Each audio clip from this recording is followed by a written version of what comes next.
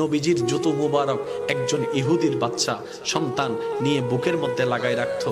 একটা দিন যখন নবীজির রহমাতুল লিল আলামিন খবর পেয়েছেন ও ছেলেটা অসুস্থ, নবীজি সবকিছুকে ফেলে ওই ছেলেকে দেখার জন্য চলে গিয়েছেন। সুবহানাল্লাহ। যাওয়ার পরে নবী বুঝতে পারলেন তার আর দুনিয়ার ভিসা বেশিক্ষণ নাই।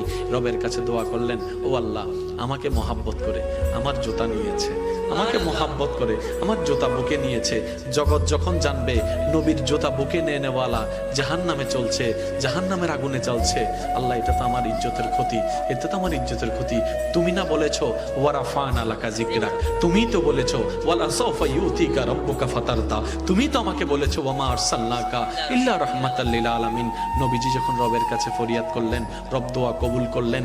আল্লাহ তাআলা রাসূলকে নির্দেশ দিলেন, আপনি ওকে কালিমা পড়তে পড়েন। সে কালিমা পড়তে দেরি, ইন্তেকাল হতে দেরি হবে না, ইন্তেকাল হতে দেরি, জান্নাত দিতে দেরি হবে না। সুবহানাল্লাহ।